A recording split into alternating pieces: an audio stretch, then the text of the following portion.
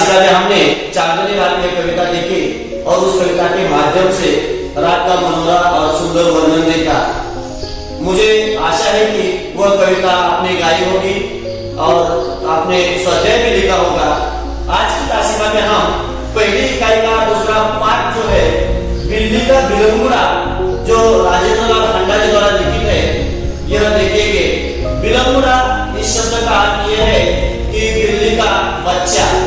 अब इस कहानी के प्रमुख पात्र है लेखक। ये जो पूरी कहानी है वो कहानी लेखक के परिवार के साथ जुड़ी हुई है और लेखक का एक नौकर है अमरू जो लेखक के घर में रोटी बनाना, झाड़ू पोछा लगाना, बर्तन साफ करना आदि काम करता है। अमरू स्वभाव से मशकरा है और अल्पभाषी है। मशकरा इसका अर्थ यह है कि कम बोलने वाला और अल्पभाषी इसका मशकरा इसका अर्थ यह है कि मजाक करने वाला और अल्पभाषी इसका अर्थ है कम बोलने वाला। ऐसा यह अमरू लेकर के यहाँ काम करता है। और इस कहानी का तीसरा पात्र है थानेदार और पुलिस सिपाही। ये जो कहानी है वो कहानी एक हास्य व्यंग्यात्मक कहानी है। कहानी जीवन की किसी घटना का रोचक और प्रभावी वर्णन कहानी होती है। इसमें किसी समय का किसी सत्य का उद्घाटन होता है। हास्य कहानी में इसे हल्के फुल्के और हंसी के अंदाज में प्रस्तुत किया जाता है। प्रस्तुत हास्य व्यंग्यात्मक कहानी में कहानीकार ने हास्य के माध्यम से जब गलतफहमी होती है तो गलतफहमी के कारण कितनी विकट परिस्थिति उत्पन्न होती है और जिसके कारण कितना बड़ा तूफान खड़ा होता है वह यहाँ अमरू के माध्यम से यहाँ पर लेखक ने बताने का प्रयास किया है। प्रस्तुत कहानी में लेखक के परिवार से जुड़ी हुई है। लेखक के घर में चूहे बहुत हो गए थे जिसके कारण सारे घर वाले परेशान थे और वो चूहों से छुटकारा पाना चाहते थे। और उसी समय लेखक अपने मित्र से मशवरा देता है। उनका मित्र उन्हें सलाह देता है कि तुम घर में बिल्ली पालो। अगर घर में बिल्ली पालोगे तो ये जो चूहे हैं उन चूहों का सफाया हो जाएगा। लेकिन एक समय था घरों में बिल्ली पालना एक अशुभ माना जाता था। जैसे कि उदाहरण के तौर पर देखा जाए अगर हम कोई अच्छा कार्य करने के लिए अच्छा काम करने के लिए घर से बाहर निकले हो बिल्ली ने रास्ता काटा तो हम वह अशुभ मानते हैं और फिर घर वापस आते हैं और उस दिन हम वो काम नहीं करते। इतना बिल्ली को अशुभ मानते हैं। लेकिन चूहों से छुटकारा पाना है तो उसके लिए घर में बिल्ली होना जरूरी है।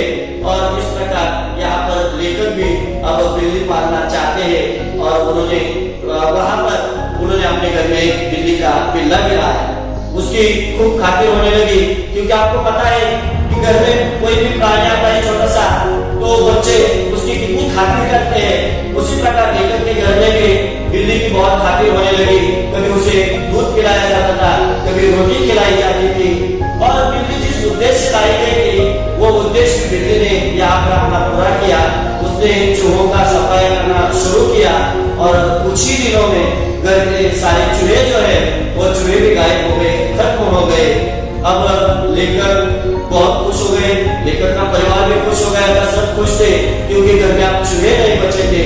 धीरे धीरे ये जो बिल्ली है वो बिल्ली लेखक के घर की सदस्य बन जाती है और सदस्य बनने के बाद अब धीरे धीरे उसके रवैया में भी बदलाव आ जाता है। रवैया इसका मतलब ये है कि बिल्ली के चाल चलन में भी अब धीरे धीरे बदलाव आ जाता है। पहले जब बिल्ली लाई गई थी तो वह घर में जो लोग खाना खाते थे, जो थाली में जूठा बचता था वो जूठा खाने का कार्य करती थी, जो भी उसे खाने के लिए मिलता था वो खाती थी। लेकिन अब ये बिल्ली जो है चलन में बदलाव आया था।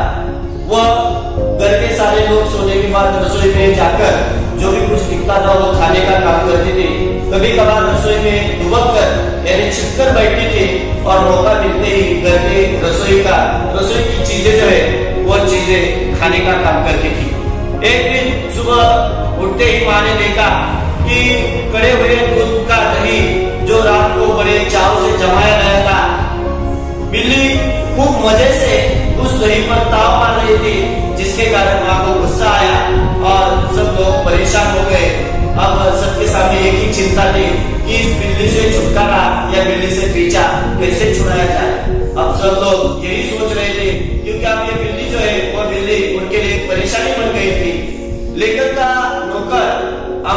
खुशहाल था, अब वह लेखक के परिवार को सलाह देता है, लेखक को सलाह देता है कि हम इस बिल्ली को कहीं और छोड़कर आए। उसी प्रकार सब तय हो जाता है। और रात को काम खत्म करने के बाद ये जो अमरू है, वो अमरू एक खाली बोरी लेता है और उस बोरी में 2 रोटियां डालता है। धीरे धीरे वह बिल्ली उस बोरी की तरफ आती है, रोटियों को देखती है।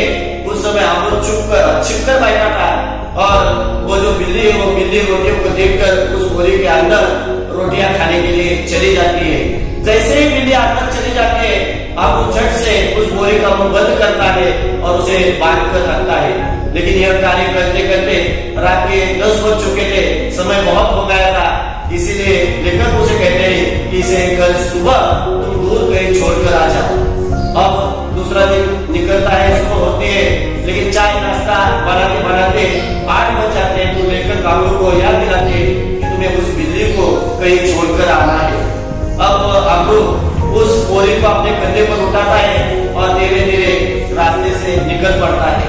अब वो धीरे धीरे जा रहा था, बोरी हिल रही थी और उसी समय दिल्ली में एक खबर फैल गई थी कि कुछ लोग दिल्ली में आते हैं जो छोटे बच्चों को स्कूलों से उठाकर चुरा कर ले जाते हैं। अमरू बेचारा धीरे धीरे चल रहा था, उसे इस बात का पता नहीं था। 2 लोगों का ध्यान अमरू ने पीठ पर लिए हुई बोरी की तरफ चला जाता है और वो बोरी हिल रही थी, वह देखते हैं। अब उनके मन में शंका आती है, शक होता है उन्हें कि शायद हो सकता है कि इसी बोरी में बच्चा होगा। वह उसके पीछे पीछे चलने लगते हैं। बाकी लोग उन्हें देखते हैं कि लोग अमरू का पीछा कर रहे हैं और उन्हें भी शक हो जाता है। तो इस प्रकार 2 से 50 लोग हो जाते हैं जो अमरू का पीछा करते करते उसके पीछे जा रहे थे। लेकिन अमरू को इसके बारे में कुछ भी पता नहीं था। वो बेचारा अपने ही धूम में आगे आगे चल रहा था, लोग उसके पीछे पीछे आ रहे थे। अब वहां पर एक आदमी को शंका आती है, तो वो सीधा पुलिस थाने चला जाता है और थानेदार को बुलाकर लाता है। यहाँ से गलतफहमी को शुरुआत हो जाती है। थानेदार आता है, थानेदार के साथ साथ एक पुलिस सिपाही भी आता है और वो दोनों आकर सीधे अमरू की कलाई को पकड़ते हैं और अमरू की कलाई को पकड़कर वो उससे पूछताछ करते हैं और पूछताछ करते समय उसे पूछते हैं कि बता तेरे और साथी कहाँ है, बच्चा तूने कहाँ से उठाया।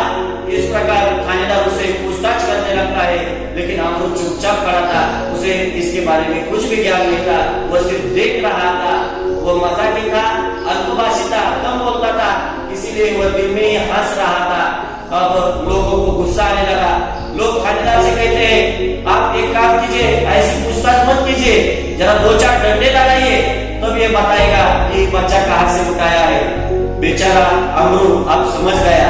थानेदार की आवाज बढ़ गई तो अमरू नीचे बैठ गया और बैठे उसने कहा, साहब मैंने किसी का बच्चा नहीं चुराया है, मैं तो एक नौकर हूँ, अच्छे घर में झाड़ू पोछा बर्तन और खाना बनाने का काम करता हूँ और वहीं पर अपना पेट पालता हूँ। इस बोरी में कोई बच्चा नहीं है। लेकिन अब सबकी शंकाएं बढ़ गई थी। लोगों को लग रहा था कि ये झूठ बोल रहा है। तो थानेदार ने उससे कहा कि चलो इस बोरी का मुंह खोल दो। तो अमरू झट से उस बोरी का मुंह खोलता है।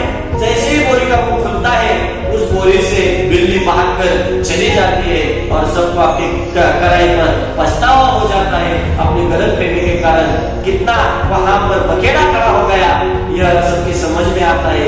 इसीलिए कोई भी कार्य करने से पहले उसके बारे में सोचिए, समझिए और बाद में ही वह कार्य करना आरंभ कीजिए, क्योंकि एक गलतफहमी के कारण कितना बड़ा संकट आ सकता है यह इस कहानी के माध्यम से, या कितना बड़ा तूफान खड़ा हो सकता है यह इस कहानी के माध्यम से कहानी का